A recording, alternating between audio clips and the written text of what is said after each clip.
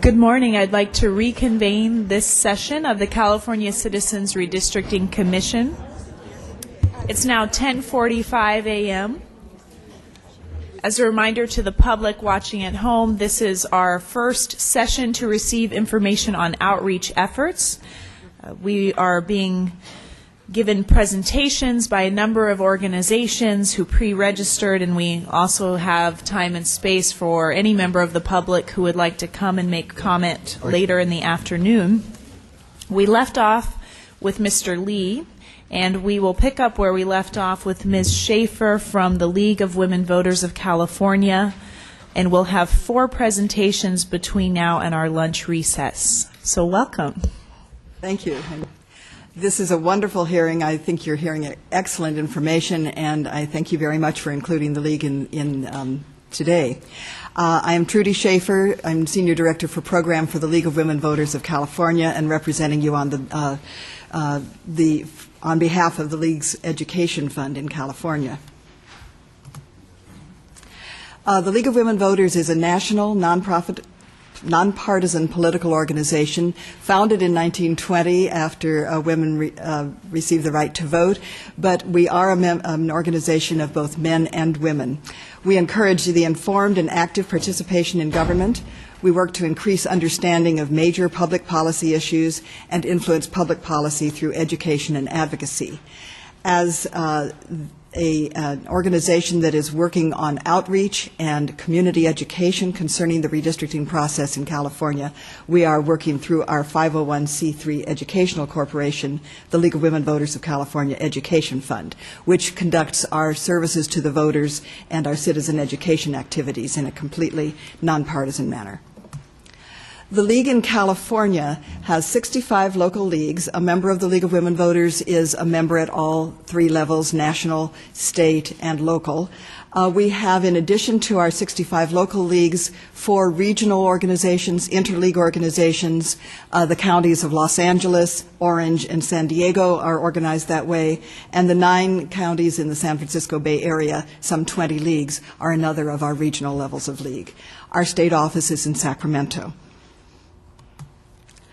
At the national level this year, as well as, of course, at the state and local levels, there is a great priority to make sure that the redistricting process is more transparent and has greater citizen participation than in previous years.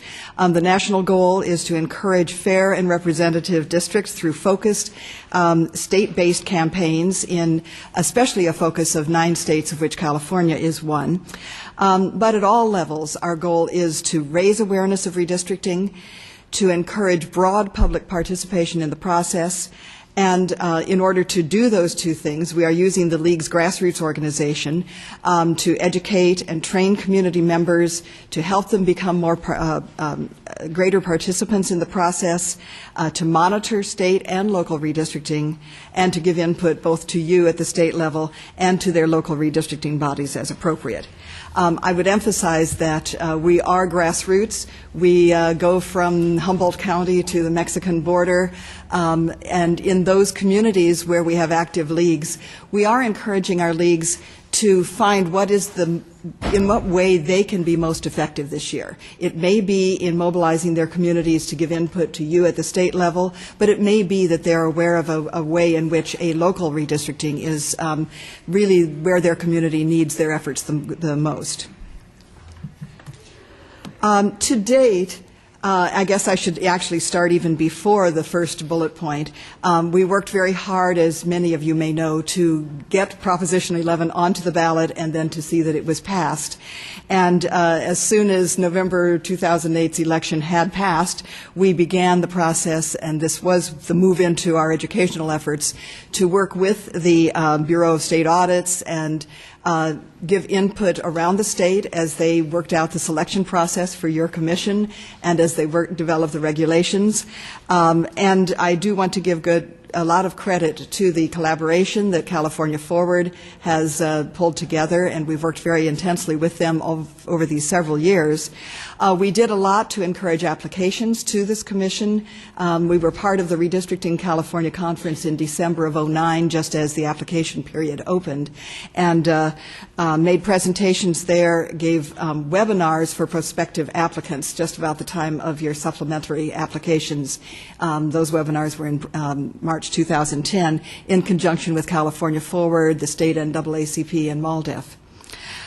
Moving on to what we've been doing to really further outreach, we've made sure that our new redistricting section on our educational website, which is www.cavotes.org, is quite a rich section, and we do think that we're making it something that people can go to. It, of course, links to all of the other websites that we are aware of, especially your own and Redistricting CA, since we are part of that collaboration. It has information about redistricting. It has other external resources, many of the wonderful publications you've seen from national and state level organizations. And we are doing the most we can to keep it up to date, especially with a calendar of events, so you'll find your own meetings calendared on that website. We have a monthly e-newsletter and are using that to reach to our members and to a significant number of non-members with updates about what is going on. We recruited local league participation in workshops we had last fall and in our local, internal communications, so that when we talk about our grassroots efforts, they are very much aware of what their opportunities are. We have a couple of efforts that are a little different from in thrust from what you may be hearing about. The first is an observer corps. This is a modern version of the longtime league process of ensuring transparency in government by having observers attend public hearings of city council, school boards, planning commissions, and so forth, drawing on the League's efforts and reputation for fairness and nonpartisanship to give our members and the public information, an account of how the process is working, how the government agency conducts its business, how it's addressing the issues, and of course in this case the issues concerning redistricting. We've made it modern by encouraging our observers who have started to observe whether they can come in person to your meetings or whether they are doing it across the internet, and then to report electronically. We have a form to fill out for them on our cavotes.org website. Those reports we're getting started posting those, and we hope that there will be a real robust series of those reports and a final summary and evaluation at the end of your process. Similarly, Media Watch, we were concerned about whether state and local redistricting activities were being reported by the media, so we have another form for people to fill out about what they really are seeing in the media. Is there coverage of you all, as there should be? Who's reporting it? Is it state level, the big media, or is it their local? We certainly hope that as you go around the state, there will be very good scrutiny by the local media and encouragement of the public to know about what you're doing. And for that reason, we again will be posting Media Watch reports. We've done some FAQs about redistricting and one about how to find out about what is local redistricting all about, boards of supervisors, city councils, and so forth, and how one can be involved in that process. We've arranged and will continue to arrange for speakers for community forums about redistricting, and I pulled out a couple of examples of fairly recent ones in LA County, Santa Barbara, Merced County. As was mentioned before with Greenlining, bringing their new fellows to the Redistricting California Conference, we recruited league people to come, and I saw people who had not yet been very active in the process coming and learning. We thought about it both as a train the trainers session and one that would be really for the people who are actively going to carry out community activities. We participated in the pre-conference press briefing that was mentioned and presented a workshop about local redistricting. We continue to, or we have been supporting community education events. around the state. As I've mentioned, we're providing resources and training for leagues. That training will be conferences and whatever other educational workshops our partners and you do put on, webinars for our training of our league members about the Observer Corps and the Media Watch. I've mentioned some of our materials. We will have sample newsletter articles for our leagues, and I think they would be available to other organizations, a template for redistricting sections on local league websites, and as I said, we consider it part of our job to steer people to other resources, and the links that we're putting on our website and in our educational materials we think are important. We are coordinating with our statewide partner organizations because we are not the ones who have the staff and the facility to do some of the wonderful efforts you're hearing about today, but we have been working very hard with these groups for several years. And so our idea is that as we work with our local leagues, we will support community participation and help put together connections of those leagues with the local partners that are connected with some of these organizations you're hearing from. We will be able to help facilitate that, and we are definitely hoping that we will have a very full series of meetings and assistance from leagues to their communities throughout the rest of this year, and for on the local level, some of that will go on into the next year. Ms. Schaefer, you have about 4 minutes left. Thank you. I think that I have mentioned, but I will reiterate that for some local leagues, the important issue may be the lines of a supervisorial district, and they'll know that their community really needs their help in raising community awareness in that manner. But the basic idea of encouraging and helping community members learn how to define their community of interest and take that information to whatever body is doing the redistricting, it applies at all levels. And so the work that's done for one level of redistricting will be useful information that can be shared with the body that's doing another level. So we figure that we will be helping, and the kinds of information we're suggesting are along the lines you've heard. Fairly simple, learn how to define my community, do it as low-tech as you want, whether, as someone said, it's a magic marker on a roadmap, or whether it's using Google Earth or the more sophisticated mapping facilities that will be available. Whatever way it is, we think that it's important for community input at that level of what is my community of interest, rather than we will not be encouraging people to draw even probably district level maps, certainly not statewide maps. And our materials are provided in English, and I would encourage, as others have, that the more that you as a commission can do to make those your materials available in other languages, the better. Finally, our suggestions for your success are simple. You've actually heard from us quite a bit about the first couple, but I think these are really key points, that the transparency of the process and the ability for the public to have access to the process are what will make it or break it. I think that as you are moving with more staff and more ability to organize your meetings in ways that those two things can be facilitated, it's been wonderful to watch that progress. But I would join once again with others in saying, please, as you proceed, keep in mind how it is that the public perceives your deliberations. How can they know what you're doing? As simply as you're describing as you move through your agenda what it is you're doing, sometimes as complicated as making that website work and getting things posted quickly. We've been pleased to see the progress, but I think it's a mindset that I would encourage you to continue throughout. And similarly with public access, we're aware that there is a great public out there that will have questions about what it is that you're doing and just need things clarified, and we appreciate the extent to which you can make it possible for them to give input so that you can incorporate into your processes in real time as well as between your meetings. And then finally, I've already mentioned that in terms of the actual redistricting process, from the very beginning, 5-6 years ago, when we started our effort to get to this point and on, we thought of 3 points. An independent commission for state-level redistricting, and we're thrilled, of course, that you exist.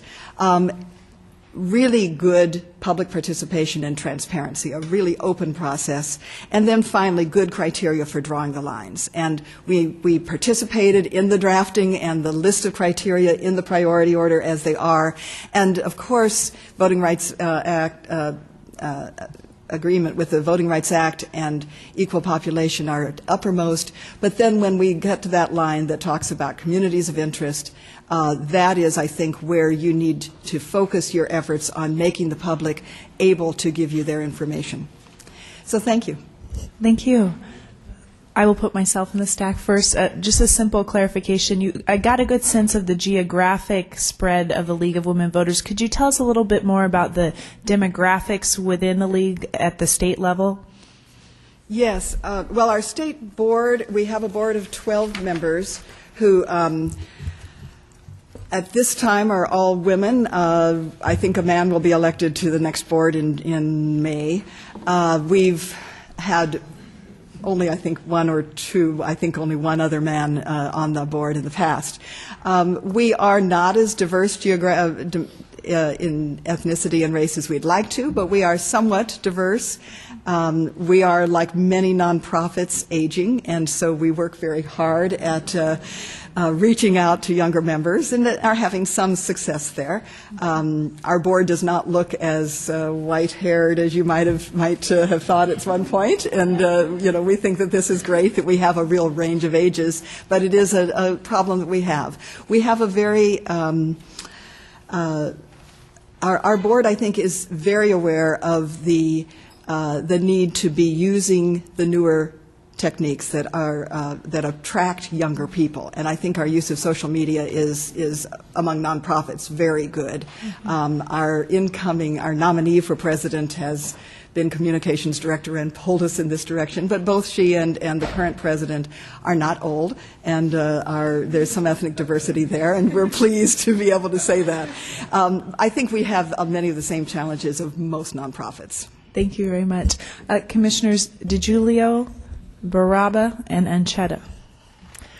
Thank you, Ms. Schaefer. I know as being sometimes one of the few people in our audience, I've always appreciated you being there. And I would just like to take a moment. This might be something you could bring back to us later, but I think in regards to your discussion of the outreach efforts for what we can do to help, we've heard this quite often from other organizations, is the transparency and public input that you'd like to see us do a better job. I think it'd be very useful for the Commission if maybe League of Women Voters, or maybe in conjunction with other organizations, could give us maybe a top 5 specific things that you think would be most helpful. I know we are working on elements of the website and our outreach and our communication efforts to improving those, but we're taking a big holistic approach. If maybe a top 5 specific ways that you think would be helpful, if you would like to submit that to the Commission, that might be very helpful for us. All right, I'd be happy to. Thank you. On I believe it was Thursday, I've lost track a little, Malka Coppell for California Forward did read from a letter that we were co-signers to, and that gave a lot of the highlights of what we would like to see as you move forward. But I'll take this back and we'll see if we can't do something more specific for what's current now. Commissioner Baraba. First of all, Commissioner Forbes and I really appreciate you being here.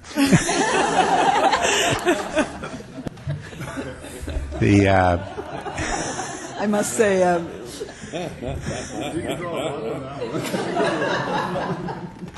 the thing that's been interesting to me this morning is that we've heard some really outstanding outreach programs into reaching out to people who've traditionally not been well represented in these kind of discussions, and I'm really encouraged by what we heard. I guess the question is, if we stay focused on that, is your group reach out to a broader audience, or are there other organizations that you involve yourself with that would reach out to groups that may not be heard from in a traditional way, since we have people who are focused on specific ethnic and racial groups and things of that, economic groups, things of that nature? I may not be able to give you any good answer to that. We certainly are part of the Redistricting California Alliance, and we owe a lot to the Irvine Foundation for pulling it together, because our concern is for the groups that haven't been well served, and so therefore those partnerships are very natural to us. I think leagues tend to have perhaps a broader audience because there are plenty of other people who are vary in how well they consider themselves served by their government, but may not identify with those other groups in our partnership. So my answer is yes, to a certain extent. I think when the League puts on a project or a meeting, it does have a broad audience that will include others, but certainly there's still our focus on them too. Okay, thank you. Our last question from Commissioner Ancheta. Yes, well, thank you. And this is a very helpful presentation. I'm looking at your website. It's very, very informative, from what I can gather.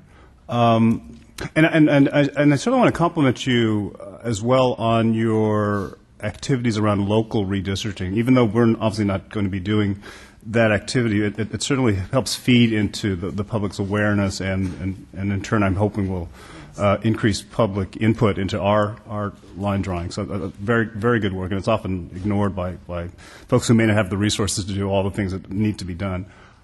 So my question sort of focuses on how you are looking at ultimately how your target audiences are going to be submitting input to the commission, and if at all you're thinking about whether there are preferences or simply just trying to run the gamut of both attending hearings, submitting written things at the hearings, electronic media, et cetera. Because we're still trying to figure out, obviously, all the different ways. I'm assuming we are going to cover all of those things, but if you have any particular insights into, given your outreach so far, how the public might prefer to submit things, whether it's electronically or in person or...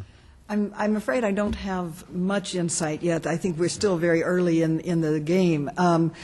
We've been thinking, I think, as many of I think a lot of people you'll hear from, in terms of community members actively coming to hearings and how they should bring their material and how it can be easily incorporated into the database, into the material you'll be having your drawers work from. But at the very same time, we've been anxious to be sure that those lines are there for electronic submission.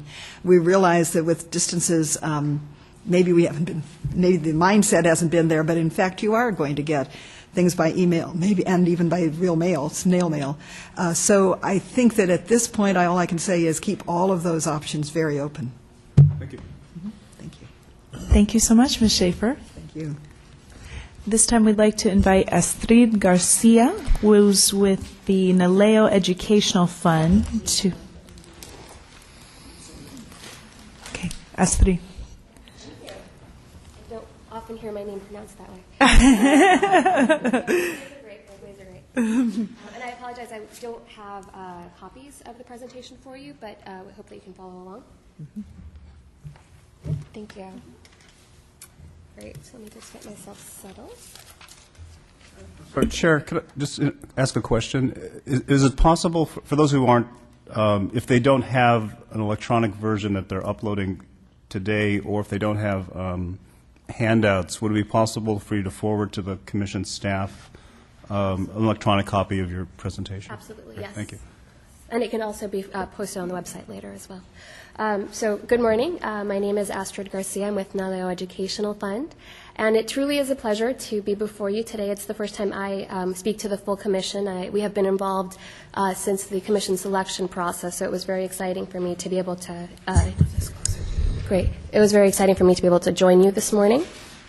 Feel very close. So to begin, just to tell you a little bit about our organization, we were established in 1981.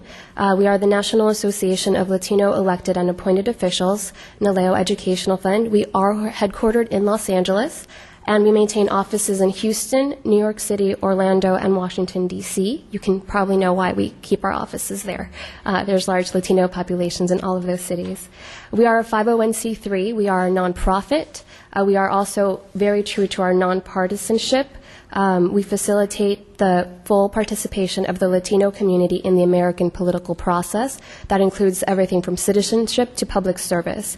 And how we achieve this goal is that we use a very integrated strategy to increase the effectiveness of Latino policymakers. We hold educational institutes to provide Latino policymakers with information on governance and on issues important to the Latino community, such as health and education. We also mobilize the Latino community. We do voter outreach to low-propensity Latino voters, and we also promote, obviously, signing up to vote. And we also do large citizenship workshops to help individuals understand the process of becoming a U.S. citizen.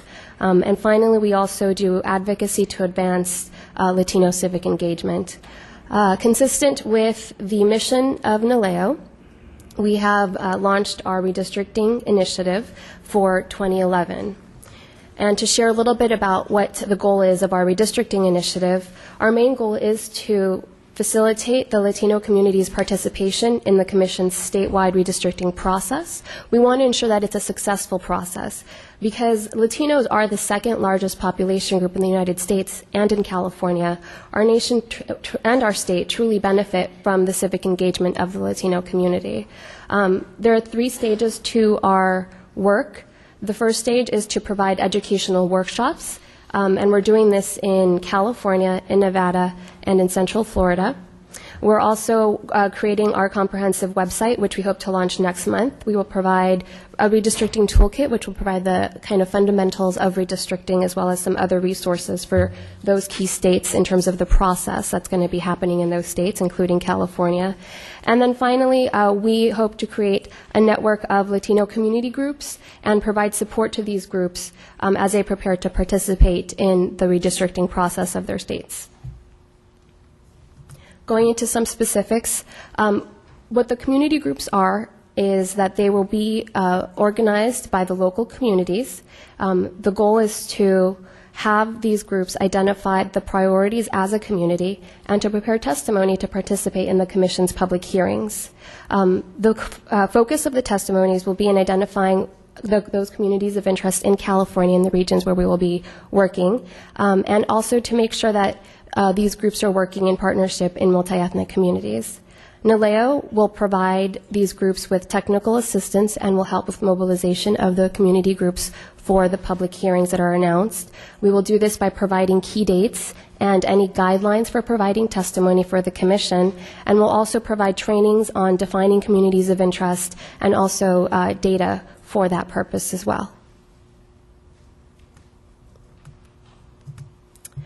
So to provide a little more detail for our outreach efforts in California, the communities of focus, as I've outlined here, are going to be in San Diego, in Los Angeles. We're working in San Fernando Valley and the Southeast cities, but as my colleague Stephen Ochoa mentioned, we are collaborating with them, and so we will also be touching other communities in Los Angeles as well, such as the San Gabriel Valley and South Los Angeles and Central Los Angeles. We will be in Riverside and San Bernardino, so we will be in the Inland Empire. As Commissioner Filkins-Weber mentioned, it's an important region in terms of the changing demographics, and so we will be there. We will be in the Central Valley and Central Coast as well. Our workshops and materials will be available in Spanish and English depending on the requests and needs of each individual community, but we are ready to provide that information in both languages. Thanks to my mom, who made sure I learned Spanish as I was growing up. NALEO Educational Fund's commitment is to civic engagement of the Latino community. That is our goal, that is our commitment, and so we will not be providing a statewide map.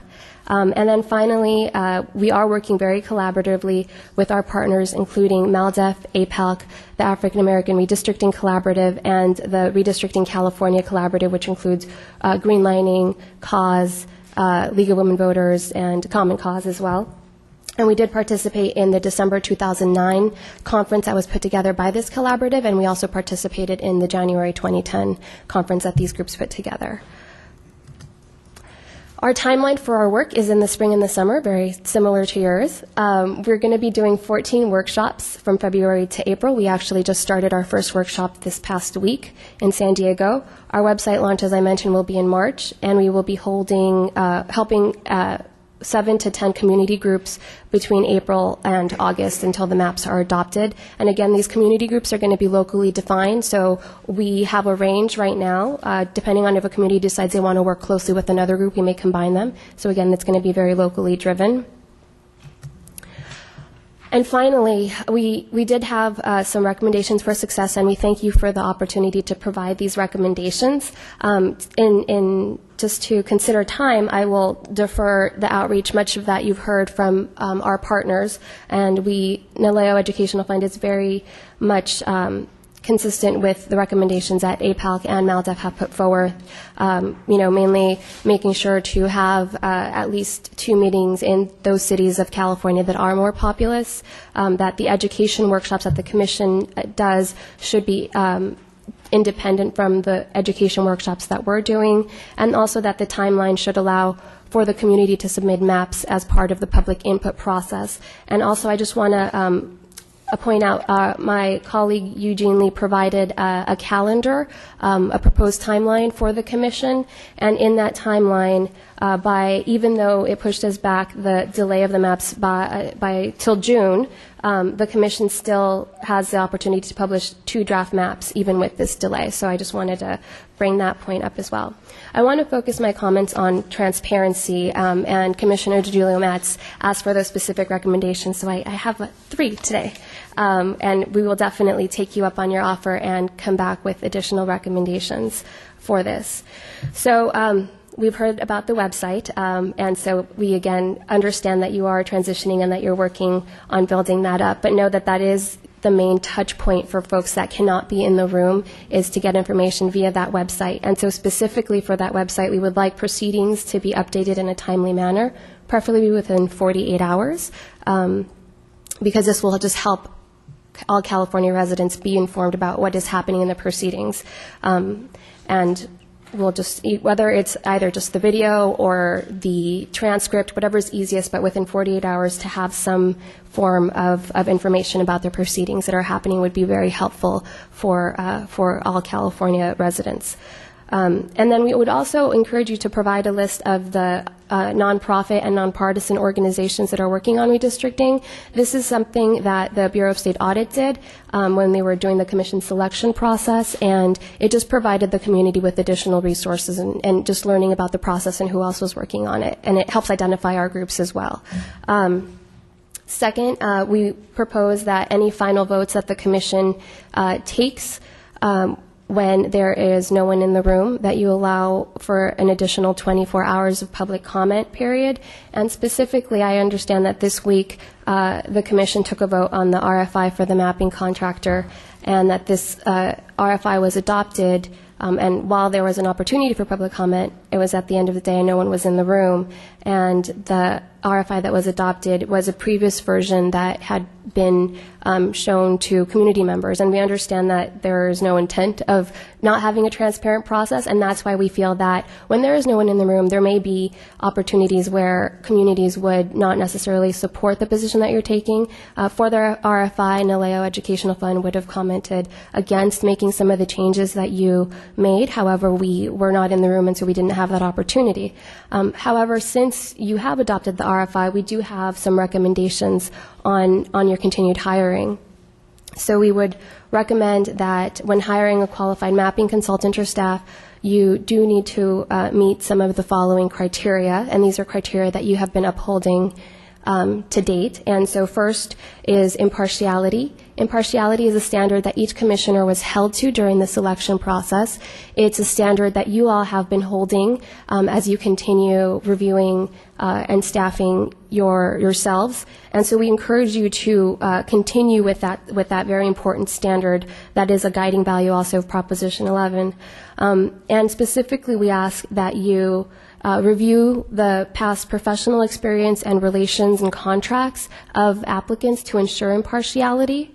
Our second recommendation is to make sure that all applicants uphold the principles that guide the Voting Rights Act. And similar to the California Voting Rights Act, both of these acts allow traditionally underrepresented groups to participate in the process. Again, this, as my colleague Trudy Schaefer mentioned, the VRA is one of the highest criterias in Prop 11, and so we feel that it is important that any consultant that is hired also has this value. And specifically, we ask that you review that the applicants do uphold these principles, and in areas where an applicant may have work to undermine these principles, that you strongly reconsider them as maybe not such a qualified applicant. So these are the recommendations we have. Again, we'll follow up and we'll put much more thought into some of these. And we also heard Commissioner Ancheta welcoming comments on how to submit public testimony. So we'll definitely want to work with you in this process. We thank you for this opportunity to speak with you today, and I'm open for any questions. Excellent. We'll start with Commissioners Blanco and then Aguirre. Good morning, Astrid. Astrid is fine as well. Two questions.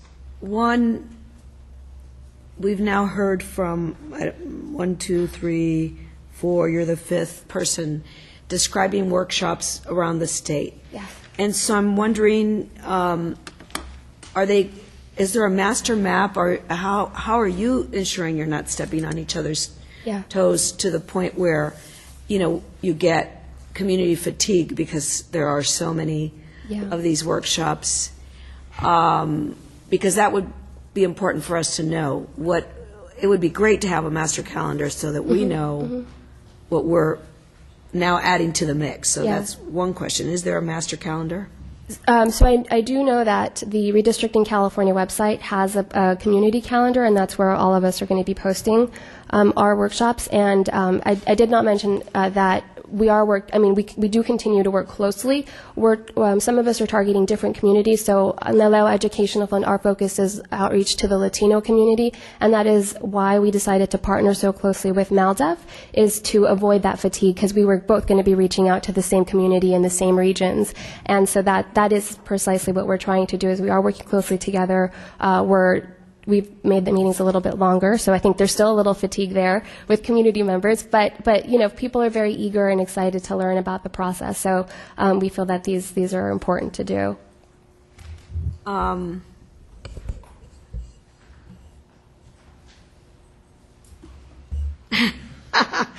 had another question about, and I've completely forgotten it. Yeah. And Commissioner actually, Aguirre. I might come back if it Commissioner Aguirre. Yes, thank you, Ms. Garcia, for joining us today. Just a couple of, or one question, actually. You commented on our website, and certainly everybody has challenges with websites. However, there's new types of social media that are available that perhaps are more workable for some of the work that we're going to do.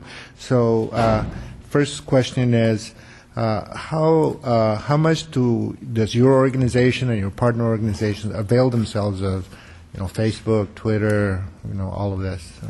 So we thought about that, but we are focused. We're directing all of our traffic to our web. Well, actually, not yet. It's not launched yet.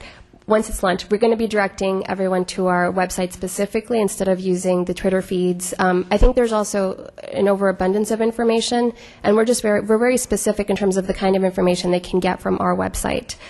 It's fundamentals of redistricting.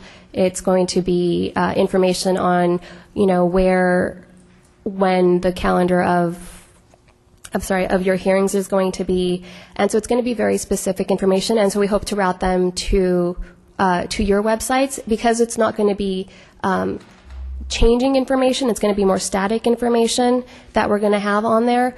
We didn't feel that Twitter feeds or Facebooks are necessarily is something that we may go down the line. Where I could see maybe that coming into play is, again, maybe with the community groups. Once these groups form themselves, if the community members decide to communicate via Facebook or via Twitter, that will be up to them, but that's going to be, again, locally defined. Yeah, because one of the challenges that we find is public comments, for example, and if you're not in the room, typically you're not going to be heard. And, of course, using the Internet would be a good vehicle to provide that, but oftentimes, it's not really available, in real time. So one suggestion was that a Facebook page has this capability, and that actually you could even not only put it on our screens, but put it on the wall for the public to see, so that as public comments as people are watching our activity throughout the state, they could submit public comment that would be immediately postable. And my apologies, I misunderstood your question. I thought you were asking about the way we're going to get our information out. But no, I think that for the commission, I think that would be very useful to have. And for example, we could provide a link from our website to a public comment page that you all have, or to a Facebook page that you all have. Yeah, well, my first question was just to determine how challenged you are in terms of using social media also. Yeah, well, our organization does use social media. We do Twitter feeds and Facebooks and LinkedIn and all of that. But for the work that we're doing for redistricting, because of the content that we're putting out, that kind of live feed didn't make sense. So that's what I was referring to that. But in terms of public comment, absolutely, I think that might be an opportunity. I'm going to take the liberty to extend since Commissioners Blanco and Aguirre took quite a bit of time for this. Let's go to Commissioner DeGiulio, Anchetta, and Filkins-Weber. I'll make it quick. First, thank you very much for your specificity and some of those suggestions. And I look forward to, as we cross those off, we can keep adding to addressing those top 5 ways that we can help. I'm going to do a Commissioner Baraba here for geographic clarification. I'd like to hear what you have to say about where in the Central Valley that you're going, but this is a very important point for those who aren't familiar with the Central Valley. The Central Valley is the San Joaquin Valley, which is what usually people think is the Central Valley, which is the central part. But the Central Valley includes everything north of Sacramento as well. So if you don't have an outreach effort in the whole Central Valley, I would encourage you to be specific as to where in maybe the San Joaquin Valley you're looking. Okay. So we're going to be in Bakersfield, Fresno, and Modesto.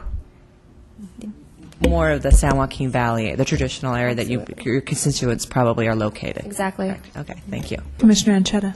Yes, I was raising the same sort of inquiry around the more rural and agricultural areas, but more specifically, I guess I was wondering how you were targeting, if at all, some of the populations for whom Spanish is not their first language. In other words, indigenous Mexican or the Central American population. They're not very big, obviously, but if you're trying at least to work with some of those populations. I think through our outreach, so NALEO has been around since 1981, and we do have broad networks, and we're putting our outreach out through those avenues. We also have a wide work that we did from our census campaigns in terms of getting individuals counted, our Jayasora campaign, and so those are done in partnership with Univision. So those are, again, Spanish language dominants. We're assuming that these populations would speak either Spanish or English, and so we're hoping that that's how we would reach them. Thank you. Commissioner Filkins-Weber. You stated that your organization had an educational workshop last week in San Diego? We did, yes. What was the turnout? We had about 17 people come, and they stayed for 3.5 hours in the evening time. So that was with we did our outreach. We started our outreach a little bit later than we wanted to. We had just finished a Redistricting Institute in Washington, D.C., again, part of our other educational work that we're doing for other states. And so we started our outreach a little bit late, but with about a week and a half of outreach, 17 very eager to learn individuals came out at 6 p.m. and stayed for a very long time, almost 10 o'clock, 10:30, to learn about the process. Ms. Blanco. Thank you for indulging me in that lapse of memory. I've only had one coffee. You mentioned that one of the things we should keep in mind in the hiring of mapping consultant and staff, and I don't know if you're including a voting rights attorney within that, but at least where you have it right now on qualified consultant, that we should look at the work that a consultant might have done in the past and make sure that this is a person that upholds the principles of the Voting Rights Act. And I can hear that in theory, but what would that look like? What would we be looking at in the work that somebody's done to see that they may not may not uphold those principles? I think, similar to the process you all went through, when you were being interviewed, you were asked about your past professional experience, and so the cases that you may choose if you're a voting rights attorney, if you are an attorney, the cases that you choose, how it was litigated, why it was litigated that way. I think there are just questions that you can ask about the person's professional background, and maybe some follow-up questions as to the decisions that they made or how they participated in a certain process, and I think that gives a good sense of if the person can or cannot be impartial in reference to the specific work that you're asking them to do, right? Because sometimes if you work for a firm, you may not have control as to the cases that you're a part of. However, let the person have the opportunity to explain that, perhaps, and then if they can counter an opportunity when did you have a chance to work on the other side of the situation in a different case? I think those are the kinds of questions that may help in trying to assess. But I understand what you're saying in terms of, it is a challenge to be able to decide or decipher if somebody's impartial or not. But in watching the applicant review panel and how many of you were interviewed, that is what I observed. And I think that that's something that you all could continue doing as well. Thank you. Thank you, Ms. Garcia. Yes. Commissioner Ryan. It's that slow process, has to somehow make its way up to the top. This was just a follow-up to your comment about the number of people who came to your San Diego workshop. I just wanted to know something about those people. Were they individual community members, or were they representatives of groups who are going to take back somewhere else the information that you provided? Yeah, these were all individual community members. We did have a sign-in sheet, and so folks identified their place of work if they wanted to. But they were all individual community members, and actually we did expect them to take back this information to their neighbors. And so that is, that's part of our work is like, well, you've come here, you now have new information. We'd like you to go back to your neighbors and to start discussing about how redistricting may impact your community, how you would like to participate in the process, and then know that we're here to support you once you decide how you want to participate. Thank you. You're welcome. Thank no you more so much. questions. I'd like to now invite Erica Teasley Linick. Am I pronouncing that? Okay. Welcome from the African American Redistricting Collaborative. And while Ms. Linick is setting up, I need to disclose that I actually do know her. I was a little fooled by her new last name. Congratulations. I will say that it's been a while, so we haven't. We haven't talked since we were both involved in the ASUC at Cal. We were both in student government together. I will not say how many decades ago that was because we're both 29. Please don't. No need to. Good. I think it's still morning.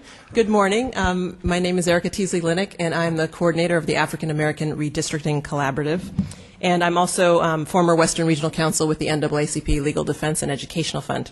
And I'm very pleased to be here. And I tried to make it to Claremont, and the stars were not aligned, so I didn't get a chance to meet you all there, but I'm very glad to be here today. So let's see. Okay. So the African American Redistricting Collaborative is working to ensure that African Americans participate in this process to the full extent. And to that end, we are participating in public education efforts, in monitoring your activities, in advocating for communities of color, and in drafting and analyzing and commenting on maps. And the collaborative is, unlike, you've heard from many of my colleagues today who we've been working in coalition with, we're not an organization that's been around for a while. We are a collaborative in the true sense of the word. And so some of those organizations include organizations that did work on phase one of the process in terms of trying to recruit folks to apply for the commission positions. And so the founding member organizations include the Advancement Project, Agenda, Scope, Community Coalition of South Los Angeles, the Los Angeles Urban League, Ward Economic Development Corporation, and the Greenlining Institute, and have been working together, sort of formed, as a collaborative to talk about, how can we all sort of pool our resources, get together, apply for grant monies to do the work in this area, because no one had sort of the specific capacity to do it. And last time the NAACP Legal Defense Fund was around, and I was there then. There's no sort of legal defense fund here now in California, and so the groups got together to take on the project. We are also involved with the California State Conference, the NAACP, and I know Sam Walton, who I think is still in the room, or was in the room. He has testified before you, I think, on a hiring issue before. And so they're also involved in the NAACP Legal Defense Fund is involved from New York, but they've been coming out and have been advising. And we co-signed a letter with coalition members about the Voting Rights Act and trying to provide any assistance that you all may need with that regard. So that's sort of the, I guess I didn't change my slide to who we were, but that's who we are. So in terms of our activities, we are specifically going to be, as I mentioned, monitoring the Commission processes for transparency and compliance with the Voting Rights Act. And I know, we've all been talking about this transparency issue, and we would love to join in, and we all have been working together, so we'll be part of that conference call that will take place, I'm sure, next month. Someone's going to, send the email out tonight and say we need to call a meeting to talk about it, because that's how we work. We'll be right on it. We also are working with community members to help them describe their communities, and we can talk more about communities of interest and what that means to us too, and make sure that people are able to convey that information to you all. We also want to make sure that African Americans and people who are part of the African diaspora are able to elect candidates of their choice after this process is completed. We are looking at some of the policy issues related to redistricting, and one of those issues is prison-based gerrymandering. It's not an issue for us now that we will engage in, but we're engaging in that in the community and talking about what that issue means, and looking at some of the trends across the country and what's happened in New York and Maryland and other states. And so we're looking at that as well.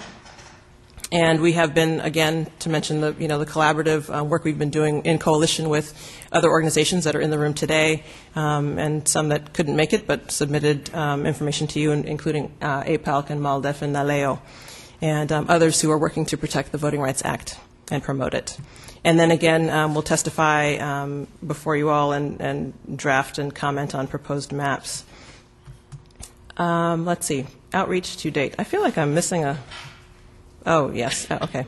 So to date, we have been doing work including a VRA presentation that we did at the Empowerment Congress, which is in the 2nd Supervisorial District of Los Angeles.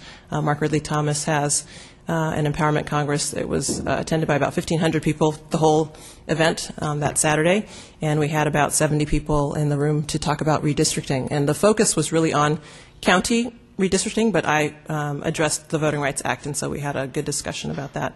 We have mailed to over 60 key African American civic, faith-based business and grassroots organizations to let them know what our work is, to ask them to sign on and join on the efforts, and pointing them to the website and letting them know what we're doing. We also were part of the Redistricting California, or CA Alliance conference that was held on January 25th. And we've been talking about whether or not there'll be another one, so there's the question mark for March, because we've all been sort of saying, oh, do we need another one? Should we have another one? We were talking about having one in Northern California, maybe the South Bay, maybe, South Bay, up north South Bay, as opposed to LA South Bay. And then we are also planning to have community workshops and educational forums in 4 areas, and these are the 4 areas that we will be working on or working in, and that includes LA, the Inland Empire, the East Bay area, and Sacramento, and those will take place in March and April. So the next slide. So materials will be provided in English. We are probably will be submitting maps in those 4 areas. We won't submit a statewide map, but we'll talk about the areas that we're interested in that we'll be doing our work in, including those 4 areas again. And we also will be analyzing and commenting on maps. As a point for our continued outreach, plans for spring and summer, we'll be holding community meetings to get feedback on possible maps that we create and also on the maps that you all create. And we will continue to work with community members who wish to testify before the Commission to talk about their communities and to talk about what they think about the proposed plans. And we also will continue, of course, our advocacy work with our coalition partners that are here today and not able to be here, MALDEF and APALC and the Redistricting CA collaborative again. And then we'll work with the ethnic press to raise consciousness within the community about your work and about the maps and what they mean, sort of the significance of redistricting. And then we'll have information on our Tumblr site. We have a Tumblr site. So it's aarc-ca.tumblr.com. So I'll kind of go through the suggestions for success, the points there, and then sort of talk about them a little more, sort of try and flesh them out. But mainly, I think, one of the most important things for us is that you all have a deep appreciation for and an understanding of all the requirements under the Voting Rights Act, and that you consider all public testimony about communities of interest very seriously, and really, take it to heart and think about what people are saying about their communities when they come before you to talk to you about those issues. Also, we think that you need a VRA council who has experience enforcing the Voting Rights Act and who engenders trust by the minority communities. And Ms. Garcia was addressing that issue, the question that came from Commissioner Blanco. And I think, one of the ways I sort of think about it is, the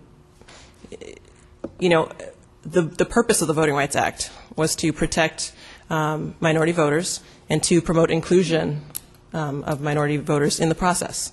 And so when thinking about a VRA council, I think that person should have that in mind, that that's the purpose of the act. And so that is really sort of the spirit of the law, and the letter of the law is to make sure that there's inclusion, that there are no barriers to voting, to minority voting, and that everyone is able to participate. So I think that's the framework I think I would look for in that person. And then also, you guys have heard enough about your website, so I won't beat a dead horse. I'm going to leave you guys alone.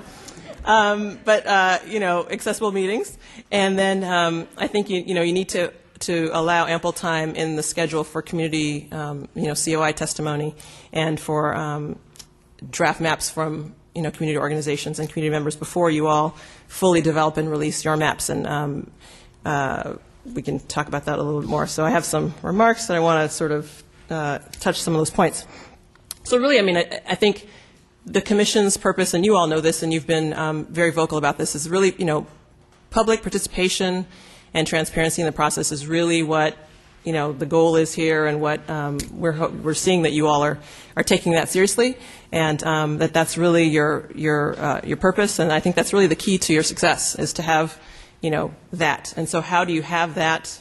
I think we're all trying to work on that together, and are talking about that, and, some of those things are making sure that the public knows, what's on your agenda, when it's going to happen, how they can comment while it's happening. If I'm at home and I'm watching you stream live, I'm watching like I have been doing when I'm not able to make it. So I was watching Claremont, and I'm thinking, ooh, and Kathy Fung might send out a tweet, and people are sort of, oh, they're talking about this now. 5 minutes, okay. And so, so it's important that people are able to actually know when you're going to talk about something, because you could have it on your agenda. And so I say, okay, it's happening, today. I don't know when you're going to get to it. I don't know how long you're going to go over on certain issues. So there needs to be a way. And I think the letter that you received either yesterday, and Trudy had talked about either yesterday or the day before, from California Forward and Common Cause and the League, sort of had, I think, some really important points about how to sort of detail the agenda so that people can actually really participate when it's happening. I think also when you're planning your meetings, that they're held at times that are, in talking about meeting accessibility, that there are times that are that accommodate, working schedules, faith schedules, because if you're having things on weekends, you've got to, make sure that you're thinking about, when people are going to church or they're going to temple or they're going, wherever they're going, that you're working around those schedules to make sure that you are able to accommodate those folks. And then Ms. Garcia had mentioned the job announcements and RFIs. Make sure that they're widely distributed, that hiring is, and the contracting criteria reflect a desire for competence and for fairness, for relevant experience and skills, and for diversity and integrity, and not just a desire for the lowest bid, or the, fitting it into the budget. Let's see if we can do that. That I think really the importance is to make sure that you get someone who has the relevant qualifications and has the integrity that I think we're all looking for the process.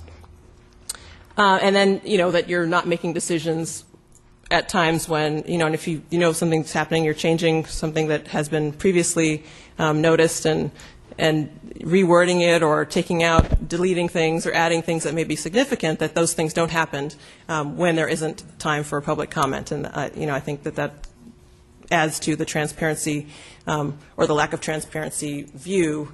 If we hear, they made this really important decision, they changed, we thought it was this proposal, and now it's changed, and it happened when none of us knew it was going to happen. I mean, I think that's a problem, and that's something that, you want to make sure that doesn't happen. Doesn't happen, period. I was going to qualify it, but actually, no need to qualify it. Again, we want to associate ourselves with comments that have been made by the folks from APALC and MALDEF about, we understand how compressed your schedule is, and August 15th will be here before we know it. It will be here before we know it. And we understand that, but I think it really is important to get the community's view of what their communities look like, to get their knowledge. They're the experts on what their community is. We can say we're from an area, I'm from LA, and I think I know, but you really need to talk to the people who are on the ground in those areas about their communities before you start to draw any lines. And I think that is really critical. And so, in closing, we look forward to engaging in the process with you. I'm always available. I'd like to talk to you further on the issues, and we just want to make sure that you have a transparent process and a process that really respects the Voting Rights Act, that you're really thinking about that it's in the forefront of your mind when you're making your decisions and you're drawing your lines, and that you take very seriously into heart what community members are testifying, the sort of public testimony they're presenting to you. So, thanks. Excellent. I see a lot of hands. So it'd be easier to ask who's not in the stack, but at this point I'll start with Commissioners DiGiulio, Filkins-Weber, if everyone else can keep a finger up so I can write it down. Thanks. Uh-oh. Start it this way. Start it over there.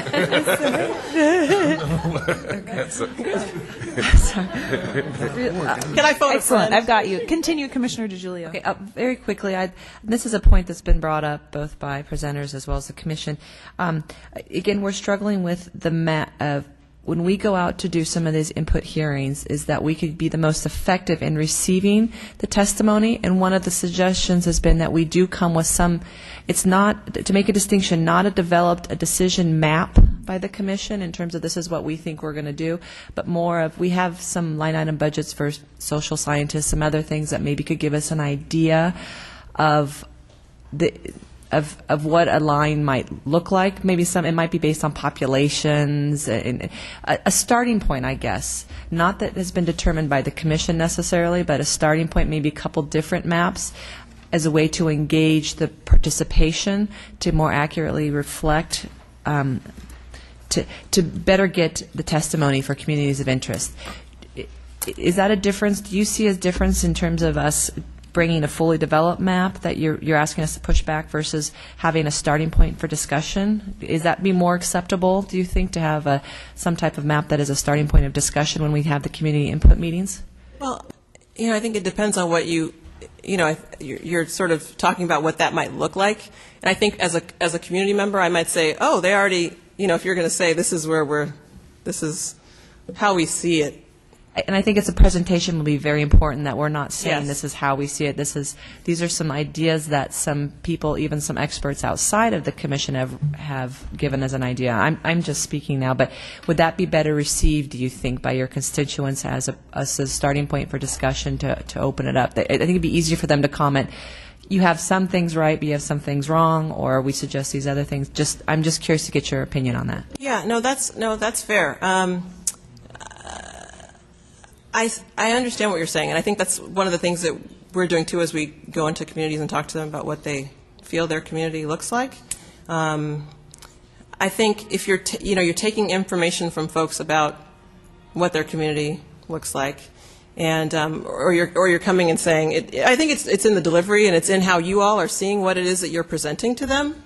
If you are saying that it's a map that's loosely drawn where we think, this is how we think your community looks, and why don't you push back and tell us if we're right or wrong? This is one of those moments where I would like to phone a friend. But I think, because I feel like I need to think about that and process it, because I think what, on its, ongoing if you're saying, oh, well, this is like the demography of the area, just to sort of give you guys a jumping off point. I mean, that's one thing.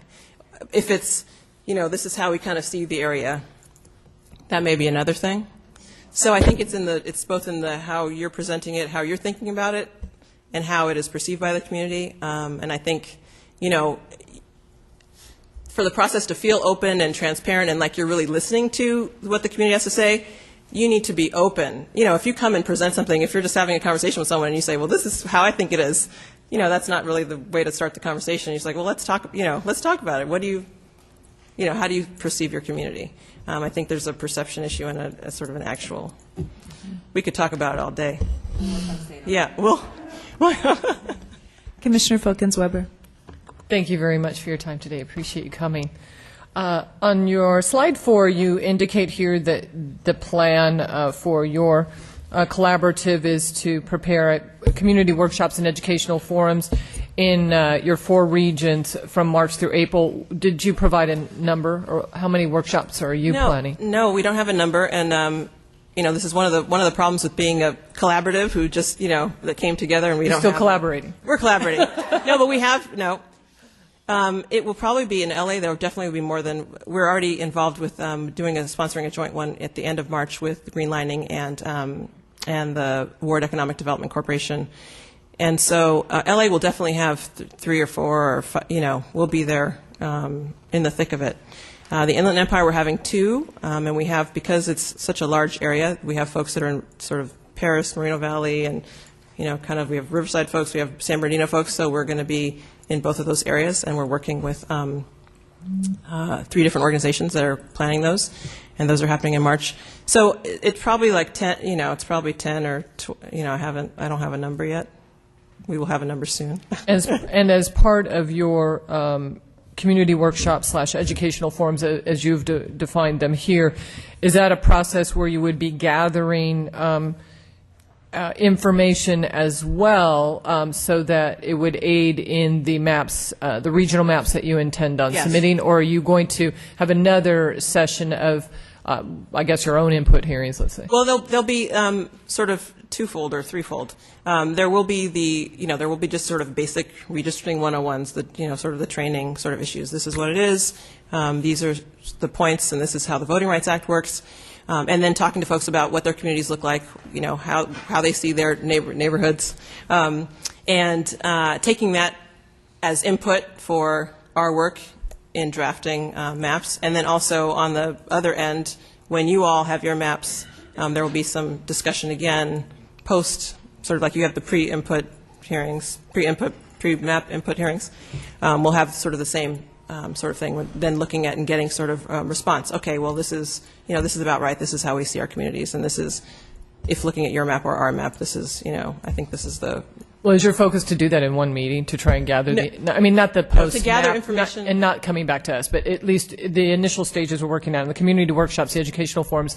Are you going out to the communities first to do that and then gather information later, or are you doing it simultaneously in a 4-hour meeting, I guess? Well, both. I mean, we're going to talk to people about what they see their communities as being, and then taking all that input and then sort of great. Thank you. Defining that. Commissioner Parvenu. Good morning, Mrs. Lennox. Good morning. Good. Thanks. Good. It's certainly good to see you here today with your energy and enthusiasm and interest in this effort, as well as all of our other presenters. This will be brief, I promise. Okay. As you're aware, we're engaged with the public in different speaking engagements. And as you are aware as well, being an attorney, we're restricted with regard to Bagley-Keene as to what we can say.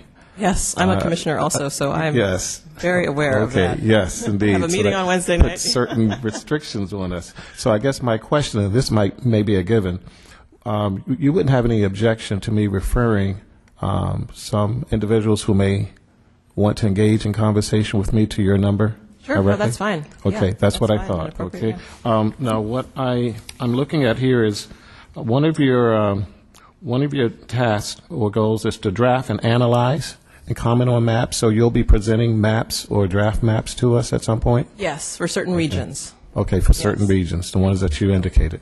Okay, all right. And you'll present those to us, what time, what's your general time frame, or what do you think is a realistic? Because we were talking this morning about getting the materials to us prior to actually us drafting our map. How does that fit your schedule? We're in the process right now of getting all the demographic information. I already have sort of, with the ACS data, I've got that sort of view of where the populations are that we're interested in. So I'm not sure. It'll March. We've been talking about that as a coalition because we've been working together, as my colleagues have mentioned, to try and come up with, not that a unity map will be proposed to you all, but to talk about areas where there are sticky points and talk about areas where we can collaborate and make sure that our communities understand, sort of what the parameters are, how the Voting Rights Act works, and what the landscape looks like in certain areas where we live close together. So, mid-March, late March, we should have some ideas. Commissioner Raya. Thank you.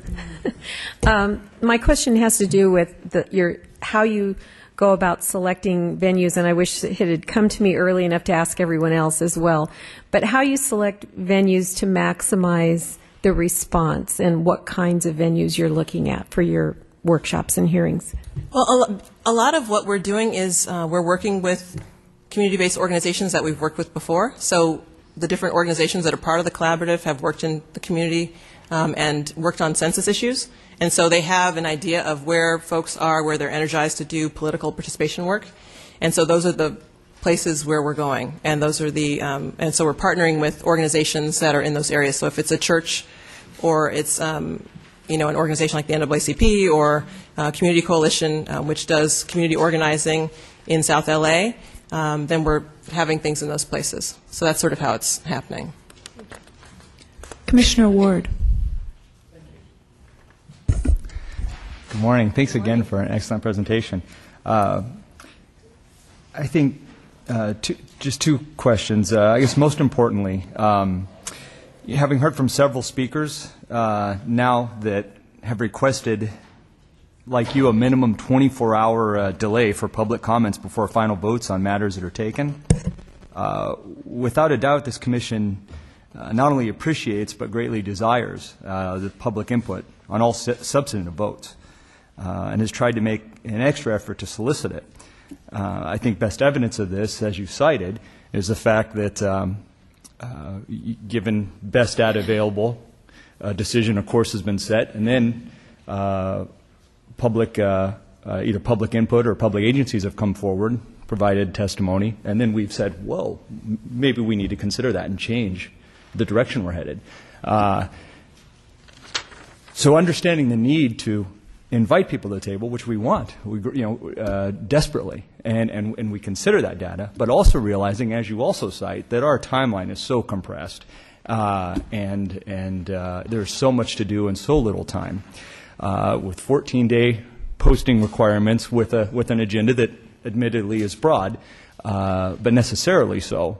How do you guys recommend that we can reconcile the need to provide? It seems to me that the burden might be more on the public agencies at this point, or outreach agencies, to be at the table, as opposed to the commission delaying processes, for them to catch up. I'm just wondering what your thoughts are on that. Well, if the delay, if a day is going to make such a huge difference to you all? I mean, is that the question? I mean, if you're making a decision about, we'll take the RFI, we could... Yeah, well, per your input, it was vote before we take a vote. Kind of post it for 24 where there have been hours. changes. I think it's not just, if there are votes that are just on, I can't think of you probably could think of a better example, but if there is something that where you have published, information about an issue, and then throughout your discussions, things have changed substantially enough, or, in a way that your light goes on, well, I wonder if this is one of those issues where the public now has no idea that we're doing this in this way, that it's now kind of changed the complexion of, the issue has either really broadened widely or been narrowed such that there would be some input that is missing or that would be necessary to sort of maybe push back or for you all to have a chance to sort of think about, the changes that you're thinking about making. So I think in the sort of the practical matter of it is, yes, we understand that the schedule is tight. We're all trying to do lots of things. Everyone has jobs and this. And, but for the, the strong value of transparency and for public participation, that is at such a level that it rises to the, okay, well, maybe we wait another 24 hours. I mean, I don't think there's that sort of, or it's so tight that we can't even do that in those instances. Thank you.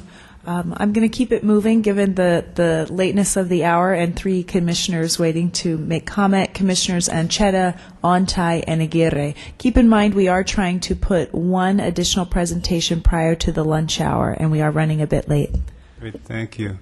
And he's trying to consider how hungry he is. No, and I think we probably met sometime in the 90s when you were with the Lawyers Committee. And I think No One to a Nine or something. Right, yes, but probably. Needless to say, we haven't worked closely. Coalition, yeah. Otherwise, my memory's really failing if we worked closely together previously. We were at some meeting or something. Right. Hundreds of people. Right. So in terms of Voting Rights Act compliance, I mean, as you know, there's a lot of things required if there's a potential Section 2 violation. But one of the challenges I think we face is trying to figure out how we're looking at racially polarized voting.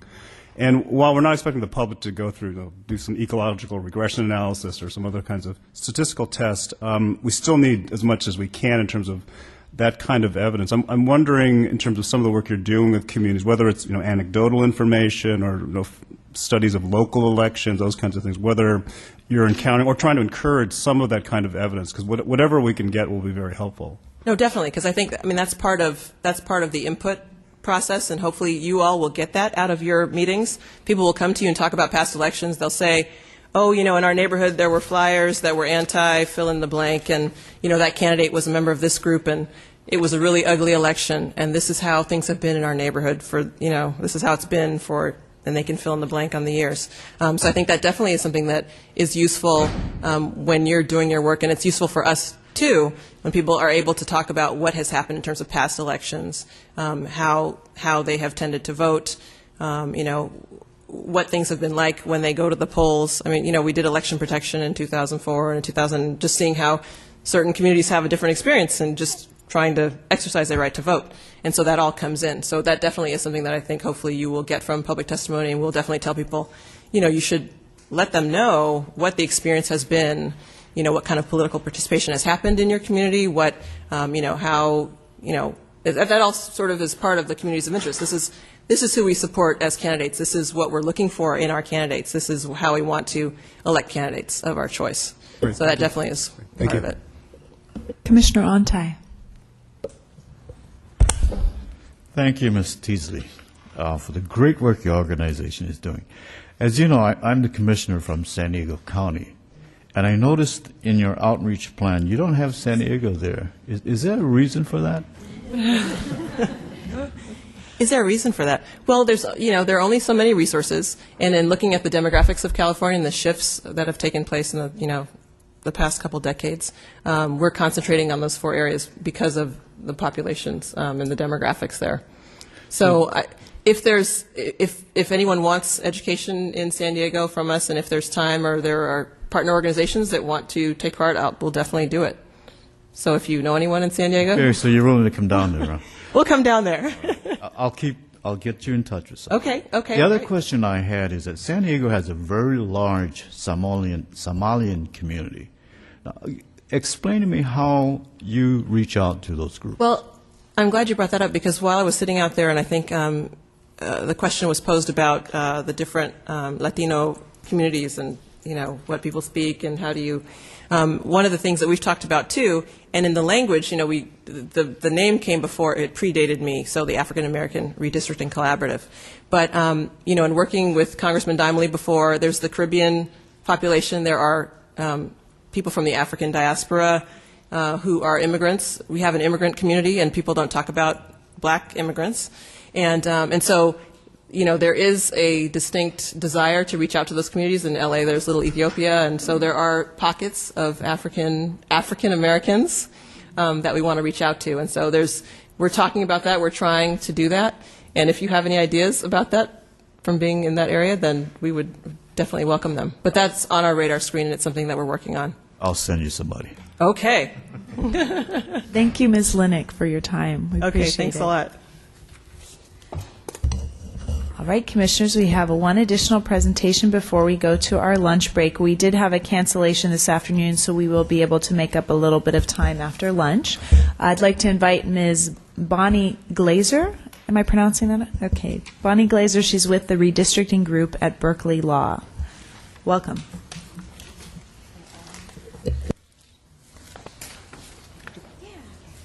Which one is, does these look familiar?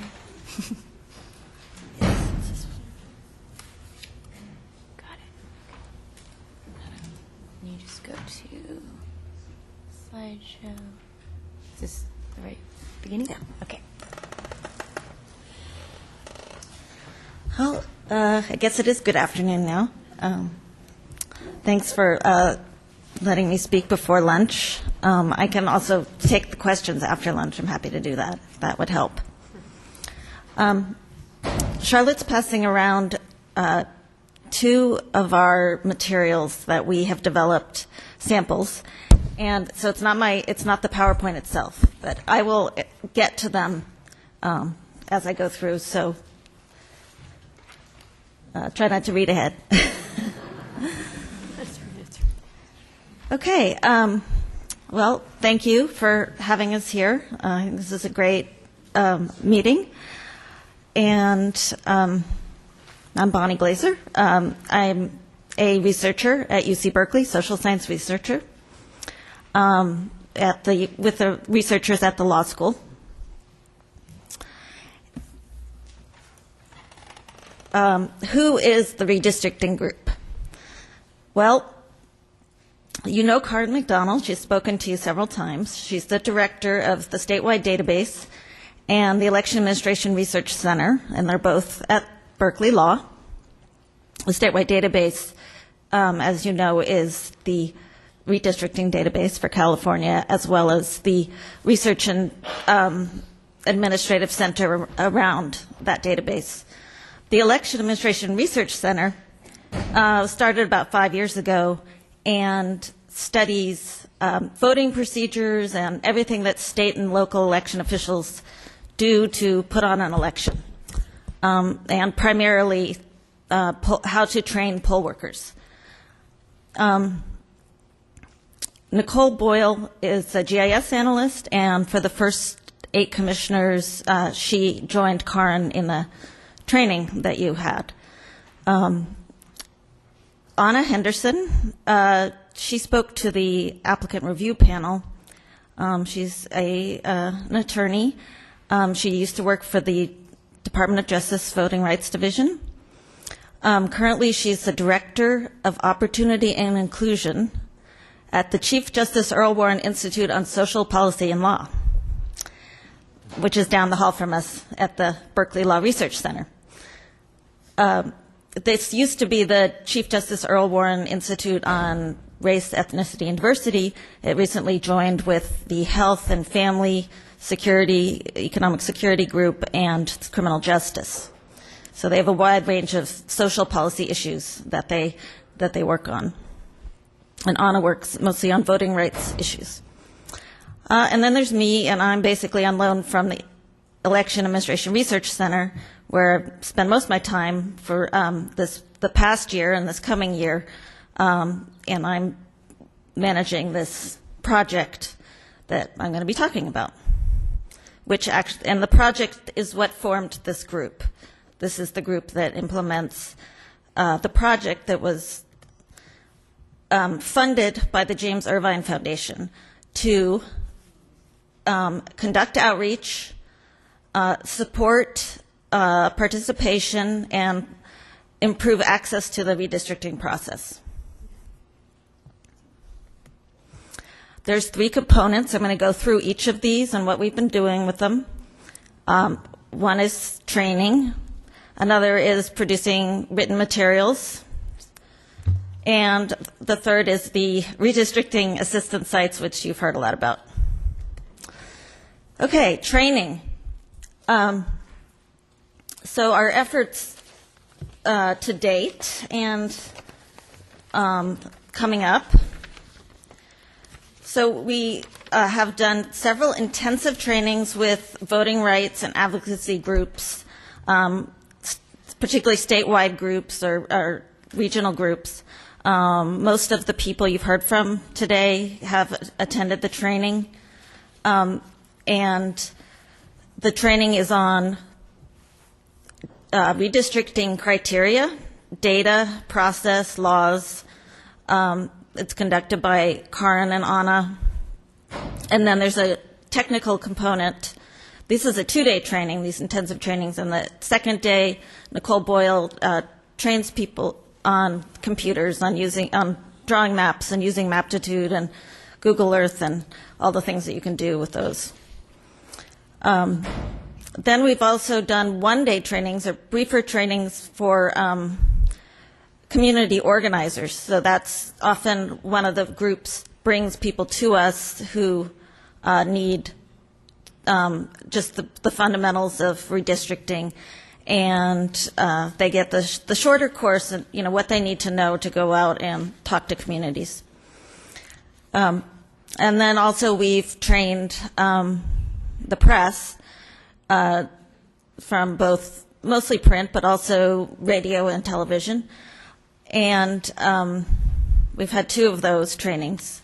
So, and I understand that a lot of you are going to be doing editorial boards, and just to let you know that some of these people are a little farther along already in understanding the process. And then finally, we are going to do 4 more trainings for interested participants, and the goal really is how to produce effective and meaningful testimony to present to you. These are nonpartisan educational meetings, and they're free. And we will, of course, publicize them widely, and happy to collaborate with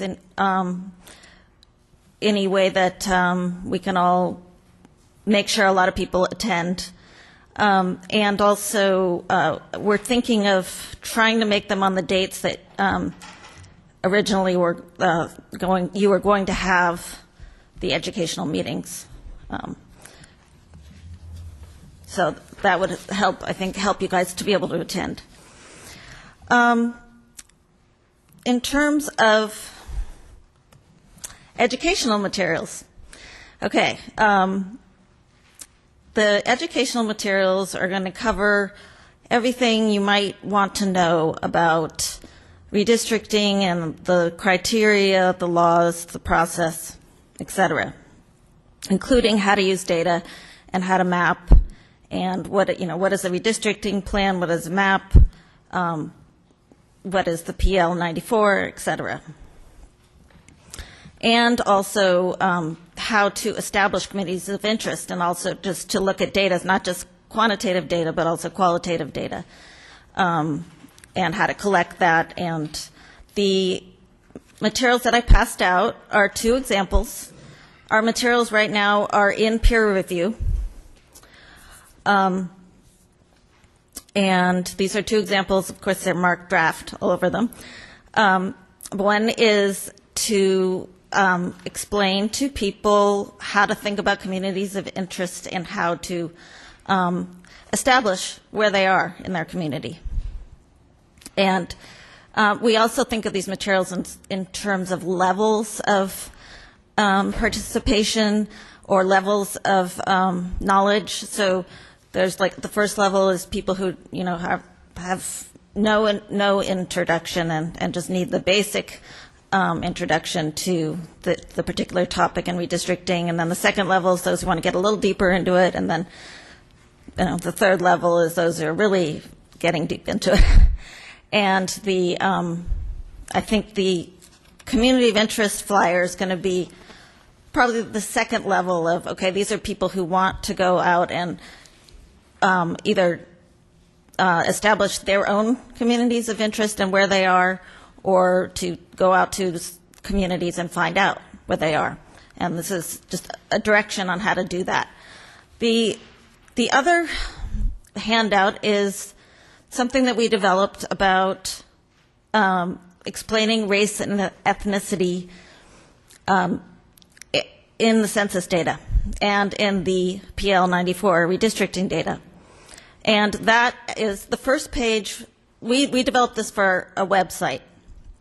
So what you see is the first page is sort of the level 1 explaining what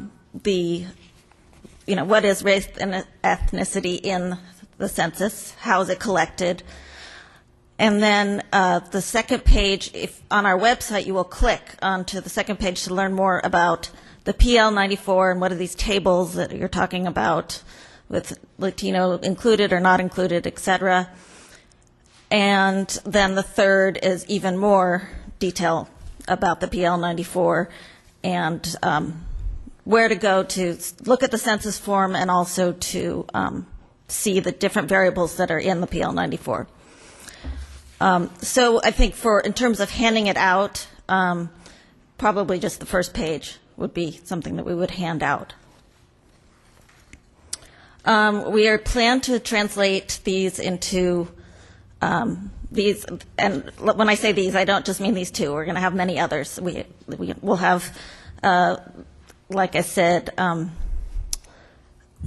explanation of the criteria, more explanation on data sources, whatever we know about the process to interact with you,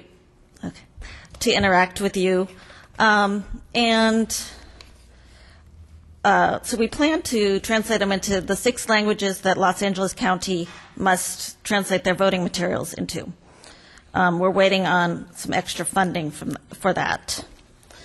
Can I ask you to just go ahead and list those languages? Sure.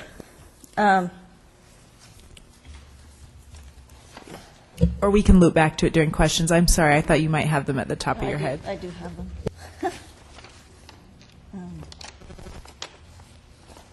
Where did I put it? Let's see. They're, English, Spanish, Chinese, Japanese, Korean, Filipino, and Vietnamese. And that's exactly how they are listed in the 2001 Federal Register notice on Section 203 of the Voting Rights Act, which lists the states and counties and what they must produce their voting materials in. Okay. Let's see. So in terms of the voting materials, as I said, they're very close. They're in peer review. We're happy to get any help, assistance in packaging them. I mean, we're academics, so that's not our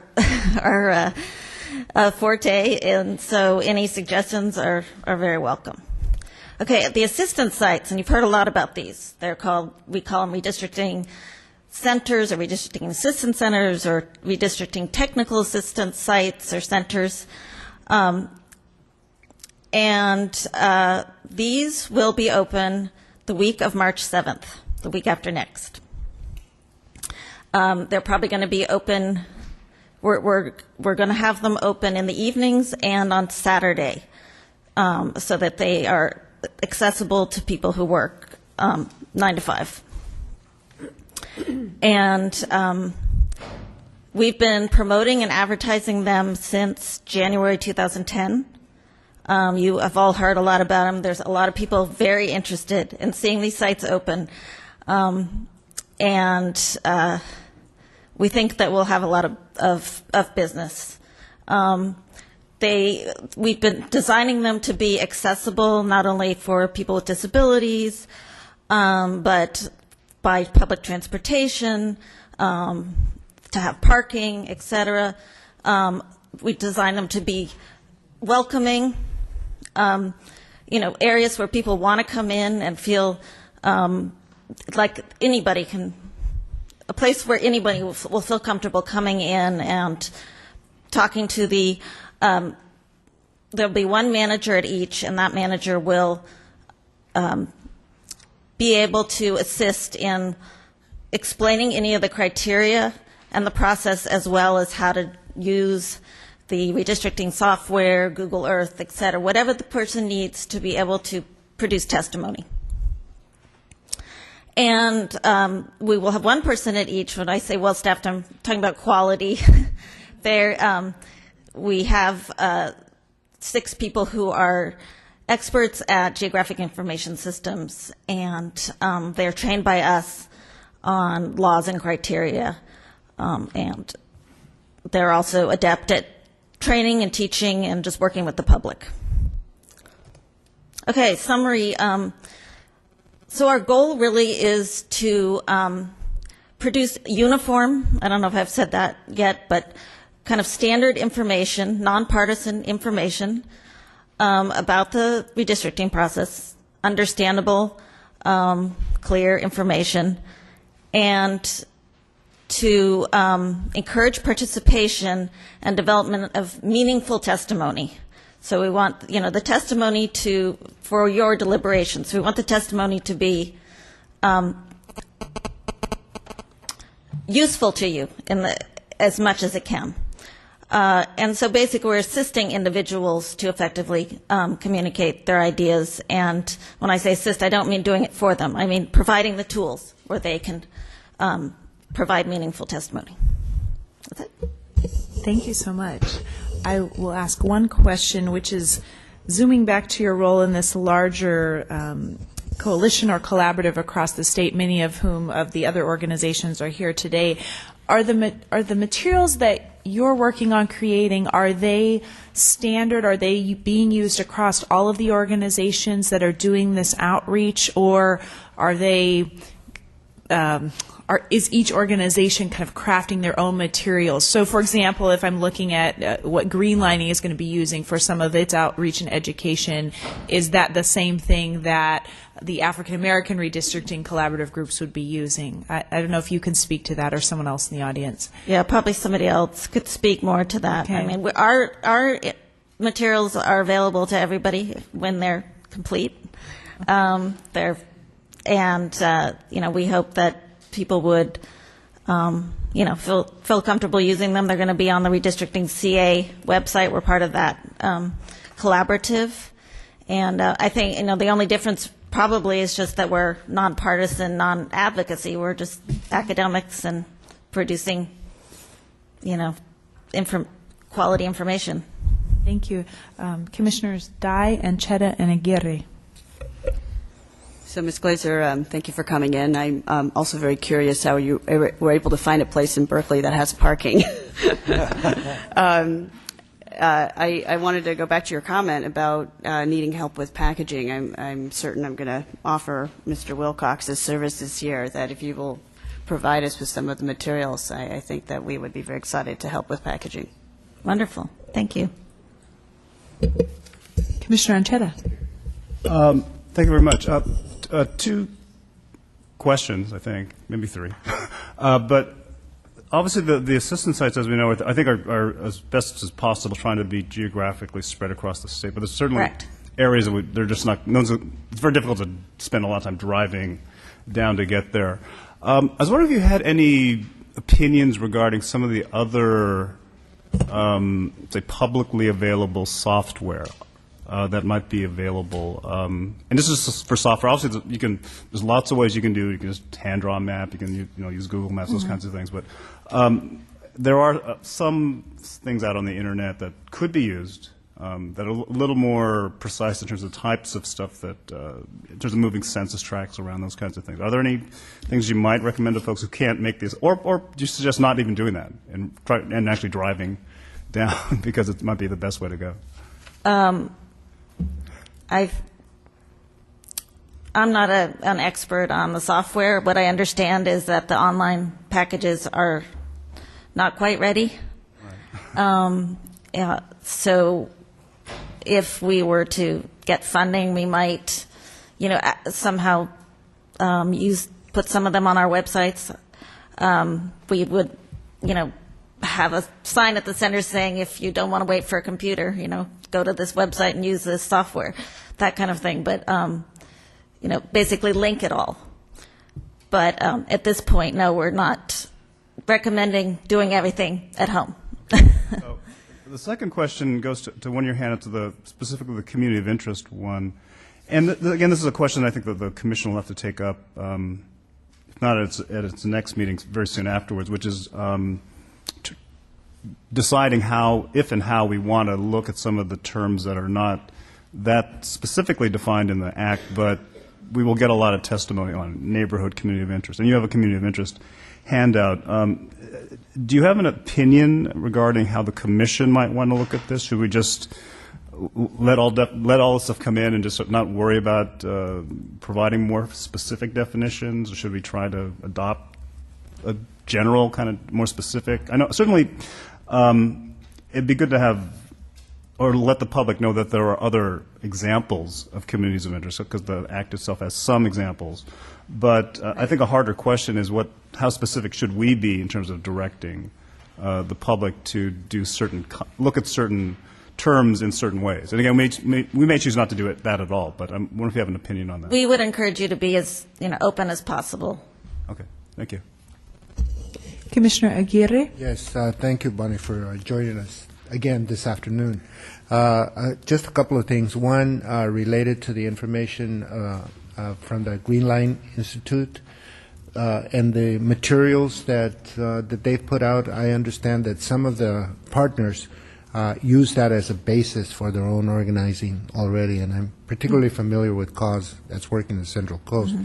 The second question relates to an issue that we've discussed previously, but with your particular expertise, perhaps you could, give us your opinion, and that relates to maps earlier or later rather than earlier. And as you are probably aware, we set a late May date for us to have draft maps out, theoretically making them available for community response and reaction as a basis for moving forward.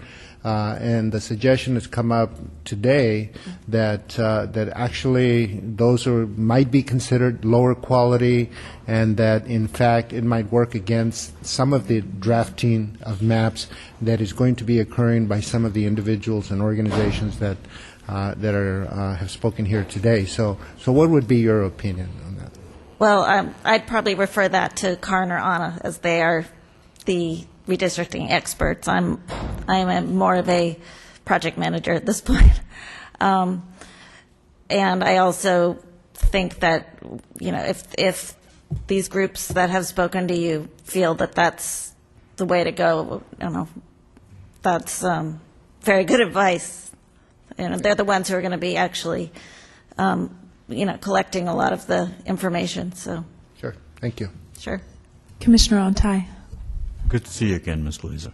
Let me ask you, the site that is going to be opening up in San Diego, I think you said this week or next week? Correct. During the week of March 7th, so the week after next. And that's at the Market Creek Shopping Center. It's not in a shopping center, but it's a separate building by itself. It used to be the Jacobs Center Teen Center. Right along the trolley line, I believe, right? Correct, across the street. So my question is, and I get a lot of questions about this from San Diego, is how do people get to know that you're there? Good question. And we've had long discussions with the site managers about that as well. We are going to be doing a lot of outreach, and everybody wants to know where these centers are. The addresses will be on every website. And we will be doing we'll have a press release. We have contacts in all the counties that will be sending, a one-page description of where the centers are and what their hours are. We're happy to have whatever promotion that the commission would like to add, and the managers themselves will be going out and speaking with groups, speaking at groups or town halls, anywhere that they can, and getting more people interested and making them aware of the resources. Okay. So would it be accurate to say that it's a passive approach in terms of reaching out to the community? It's not your forte. Your energies are primarily focused on providing these services at these sites. Well, I guess I would say it's not our forte, but I think we are committed to a proactive approach. And yeah, I understand your commitment, but are you tooled to do that? The Irvine Foundation is going to provide us assistance in that way. So this is where we can come in and help. Oh, definitely, definitely. All right. Thank you. Thank you, Ms. Glazer. Appreciate your time and also your flexibility. I think you got the brunt end of our running late, so thank you for staying. So lunch for commissioners is going to be held in room 317. To get there, you take the elevators up to the third floor. Can I clarify, does that mean the elevators this way or that way? Down the hall to the left. Okay, excellent. This room, okay, thank you. Follow me. Okay, thank you. Older part of the building. The room here, this public hearing room, will remain open over the lunch hour. Staff will be here to monitor, but feel free to stay here. I'm going to take the liberty of readjusting the schedule slightly to accommodate since the commissioners were the ones that got us off schedule, I am going to take the liberty to also shorten your lunch break to 45 minutes. So we're going to break from 12:30 to 1:15. We'll come back at 1:15. We have a couple of quick announcements. We actually had a cancellation, unfortunately, from Cause, so we won't be hearing from them today. So we'll jump back in at about 1:15, 1:20 with the Contra Costa County Republican Party Central Committee, which should get us back close to on schedule. So with that, this commission is on recess until 1:15. Thank you.